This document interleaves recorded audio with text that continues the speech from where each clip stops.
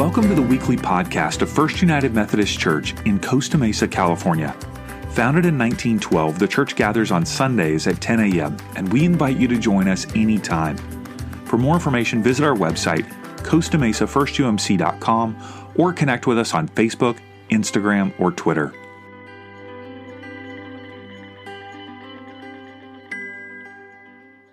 So we're in week 2 of this series that we're calling Good Grief. And some of you might be like, oh, I missed last week. I didn't know we were talking about death and grief in church, but we are. And I say that with a big smile because my degrees are in American Studies. And some of you might be like, is that the most patriotic major ever on earth? Is it all about bald eagles and American flags and Ron Swanson writing in on Little Sebastian? Sometimes, but no, really what we do in American Studies is we are looking at the how and why of culture and history. And just so you all know, my breadth areas of study are gender and sexuality, ideals and institutions, and race and ethnicity, which interact with all of us on some level every single day. But my more specific area of study is death, dying, and grief in American culture. So it's part of the reason why Sarah asked me to speak during this time, because this is part of what I study. And I got involved in studying death, dying, and grief after a major loss in my life, which was after my father passed away just over 6 years ago. We just hit that anniversary.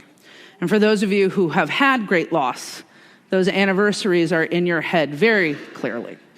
And what followed in the years after that was me being welcomed into honoring spaces with other friends and family that had also experienced loss because I was willing to talk about it.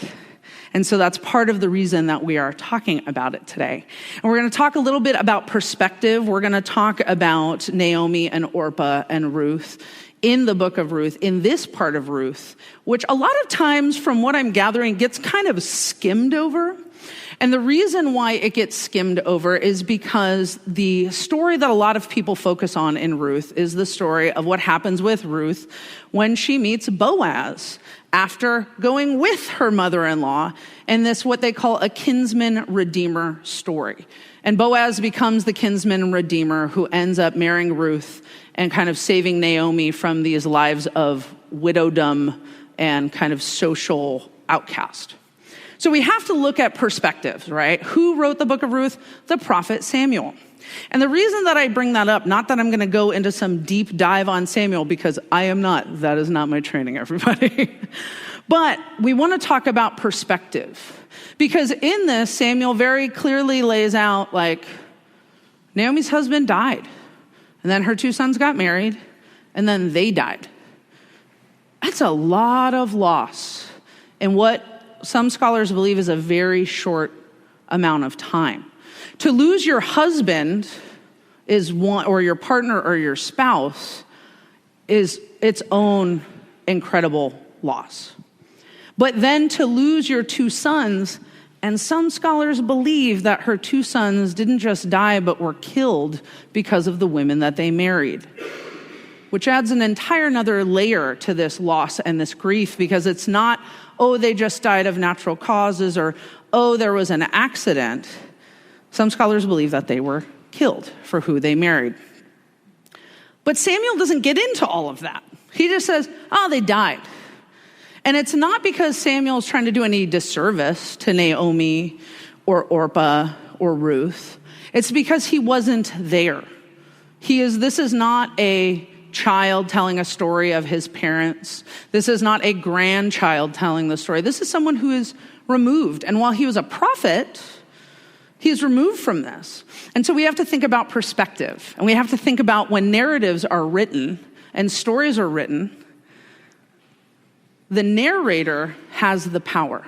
Samuel has the power to include or exclude whatever he would like to in this story. And he leaves out a lot of details, right? And I'm not saying that we have to know every single little detail to really look at grief in this book. But it's important to see the silences. And that's part of what I do in my scholarship is I fill in the silences. A lot of times in my work, we figure out what is there by finding out what is not there. And that's a little bit what we're going to talk about today in that. So in this, right, so many people, I was telling people I was going to speak about Ruth, they were like, Ruth and Boaz, right? Ruth and Boaz. I was like, no. The grief story in Ruth. And they're like, what grief story in Ruth are you talking about? I'm talking about Naomi's loss and Ruth's loss and Orpah's loss. And so we have to think about that loss just for a moment, right? Naomi has lost her husband. And then she has lost 2 of her children. And where we find Naomi is deep in her grief. And while she comes from a culture that would have had intense in-place rituals for mourning, okay, because Jewish mourning is very structured. It's very structured. 7 days, 30 days, and a year. And if you have any questions about Jewish mourning rituals, feel free to see me after the service. I can fill you in on all of those. But her daughters-in-laws come from a different culture, and they have different rituals. Rituals they probably would have picked up and adjusted to in marrying into the family. But what rituals don't do is abate our grief. What rituals don't do is change that loss. Because once somebody is gone and forever lost in death, even if we have hope in the resurrection, we do not get to bring them back. We cannot bring them back. And so they are deep in this loss. And so Naomi has lost her husband. She's lost her 2 children. Ruth has lost her husband and her father-in-law, as has Orpah. And so we have to, first of all, acknowledge where this grief is for them and the type of loss, a very connected, very close loss that has been experienced, right? And when we look at Naomi, who says, like, I want you both to go back to your people. I can't be a mother anymore. I can't be a wife anymore. Go back. And while some people might be like, oh, that's just Naomi trying to send her daughters-in-law on to their lives, I, as a grief scholar, see it as her in her grief. How many of you have experienced grief and in that grief push somebody away? Right? I'm good. You know what? I'm fine. And in a sense, and this is a very casual way of looking at this is a very casual way of looking at her grief, but she's almost saying to her daughters-in-law, I'm no fun to be around, so just go. I can't provide for you anymore, just go. And they weep together. And Orpah, now I don't want to bag on Orpah, okay, because Orpah was just doing what she thought she should do, and so she returns to her people, and she returns to her family. Because that's what Naomi told her. But think about the times in your life when you know something is wrong with somebody. Maybe it's a friend or a spouse. And I go, Sean, what's wrong? Nothing. Right? But I know something's wrong. So no, tell me what's wrong. Nothing. Then it takes a while to get to the heart maybe of what's wrong. Orpah kind of missed that a little bit, in my opinion. Naomi was like, go from me. It's fine. I'm good. Don't worry about it. The Lord has left me. He's abandoned me. And Orpah's like, okay, great. And she leaves and she goes back to her family. And here's the thing, folks. I'm not saying that Orpah's reaction is wrong, but Orpah was doing what she felt was best in that space, in that grief, right? Now, Ruth, meanwhile, says, no, I'm staying. And Naomi even tries to push her away. No, please don't stay. I can't be a mother. I can't be a wife anymore. Please go. And Ruth is like, no, I'm staying. I'm going with you. And I will be with you, right? And that's where we get into the second half of Ruth, when we get into Ruth working the fields and taking care of her mother-in-law. But again, that's not what we're focused on. We're looking at these reactions in grief. And Ruth's in her own grief. Like, we can't dispel that. She's in her own space, but she has enough strength to step in and to take care of Naomi in this. And one of the things that I'm really appreciative about this is that Ruth doesn't try and solve Naomi's grief. Because grief is not a problem to be solved. It's an emotion to be managed and carried. But we don't experience that in our culture. We are a death-avoidant culture. So in turn, we are also a grief-avoidant culture. Because if we don't talk about the fact that somebody has died, if we don't talk about the fact that someone is dying, how do we then talk about grief and how people are grieving? So Ruth doesn't run in and say, oh, Naomi, oh, my dear mother-in-law, don't worry about this. You'll get over it. You'll move on. Maybe you will marry again. Maybe God will return his favor to you. Ruth is not doing that. Ruth is just being there with Naomi and taking care of her. I know for myself and other friends that I've walked their loss journey with them, we've seen a lot of this problem solving. A friend of mine who lost his sister not too long after my dad passed called me one morning and said, "Can we get together and talk about how much God sucks?" And I was like, yeah. And I knew he had not lost his faith. I knew that he was angry. But he wasn't angry as much at God as much as the people of God that were trying to meet him in his grief. And he was like, if I have one more pastor or one more person in church tell me this all happened for a reason and I'll find the good in this, I'm going to punch somebody. I got that. That really resonated with me. Because he was in this deep loss, in this cleaving of his life that could never be repaired. And people were just like, don't know how to deal with that, so I'll just give you a platitude. And I see it all the time. But Ruth is not doing that here. Ruth is just being with Naomi. Now, is that going to work for everybody as you go through grief and loss? No. Everyone has different reactions to this. But that's why we're going to talk a little bit about how we can help people. Because you might all be sitting here going like, I don't know what to say. I don't know what to do or how to speak to people in their grief. And that's okay.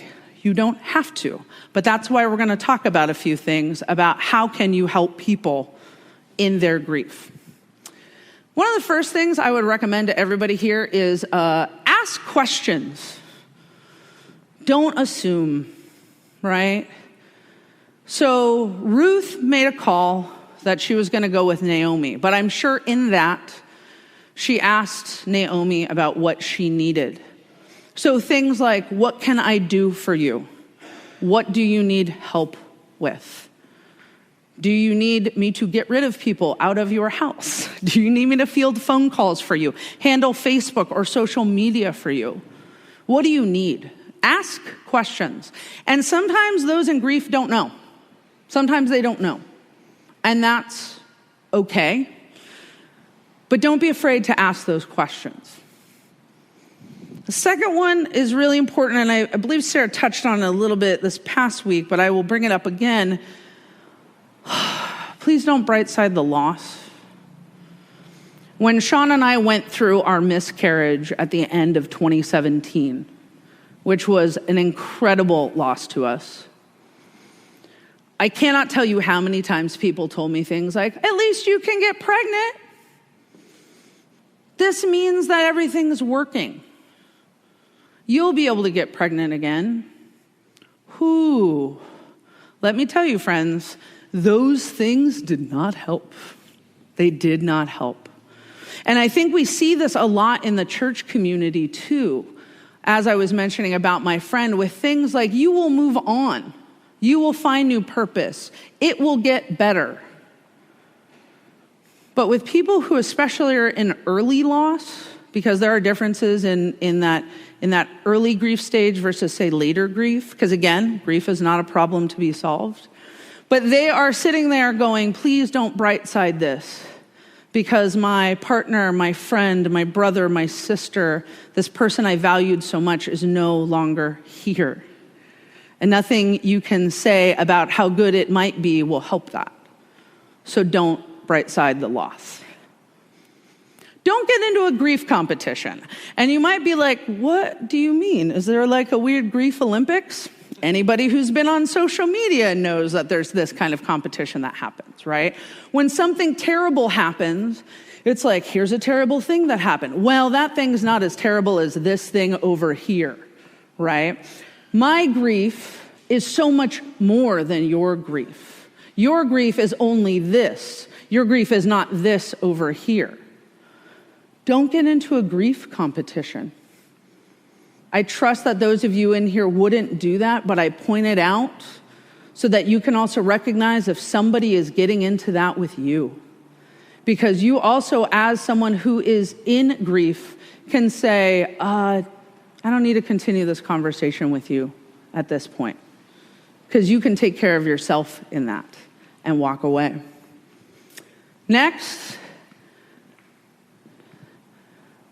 don't force your belief language on the other person.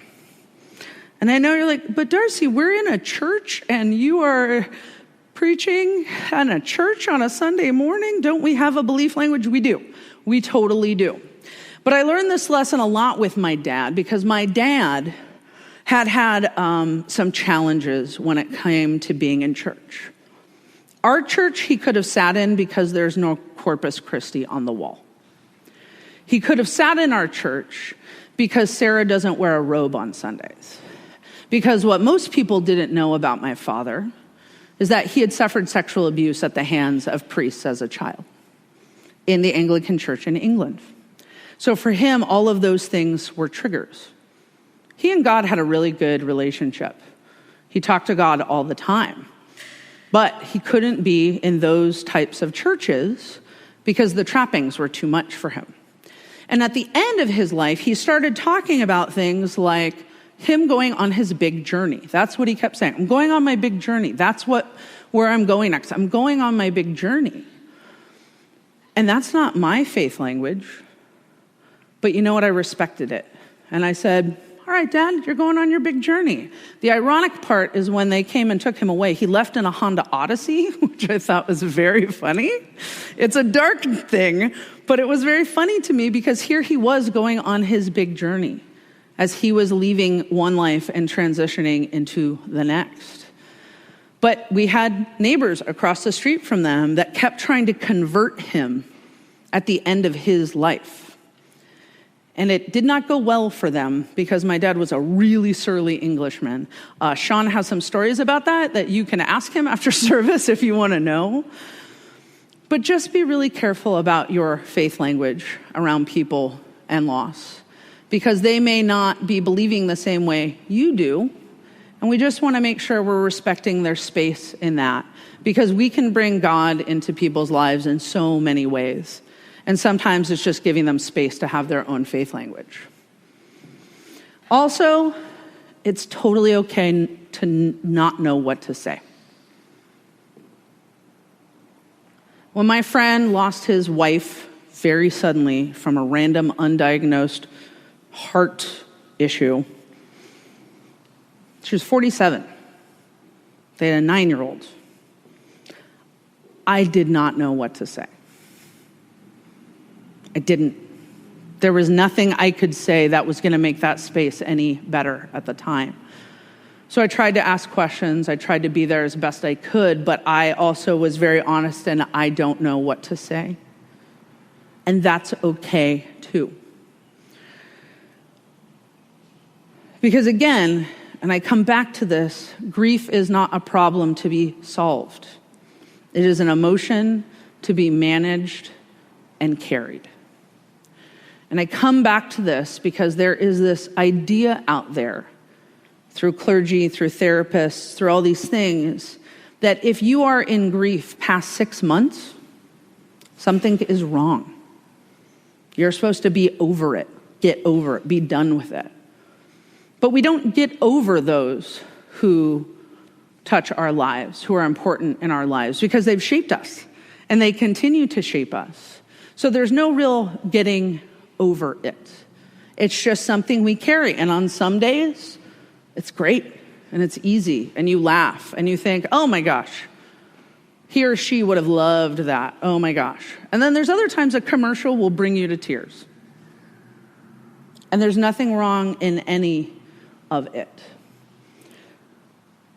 And that's why I really liked this piece in Ruth, because Ruth is not getting into this. They easily could have gotten into a grief competition. Naomi probably would have won because she would have been like, husband and 2 sons, you only lost your husband and your father-in-law, right? But she doesn't do that. They don't do that to each other. Ruth is just there for Naomi. She shows up. And I just wanted to share all of this with you this morning so that you can show up. Because not to be a Debbie Downer on a beautiful Sunday morning here in Costa Mesa, I don't want to be. But I know some of you in here have experienced great loss. And I know for every one of us in this room, we will experience great loss. And so as much as these are to help you in helping those who are grieving, it's also something you can keep an eye out for when you're grieving so that you can be like, maybe not this person right now. Maybe I step away and I self-care. Because sometimes we're going to be Ruth, and sometimes we're going to be Orpah, as much as we may not like to be, and maybe do the wrong thing. And sometimes we're going to be Naomi. And so I hope that you can come away with this having some tools. These are not all the tools. Trust me, it took a lot of paring down because I wanted to talk to you guys about so much things about this. But no matter where you are in your life, just remember that it is okay to say this is what I need and this is what I don't need. And that grief, again, is a problem, is not a problem to be solved, but it is an emotion to be managed and carried. Let's pray. God, thank you so much for this morning. Thank you for all of us being here and talking about something that's not always easy to talk about. It's not always easy to broach. And while we know that there is hope down the road after loss, and there is light and there is happiness again, please remind us it is okay to feel how we're feeling and be wherever we need to be in that moment in time. Thank you so much for us gathering here, and we pray all these things in your holy name. Amen.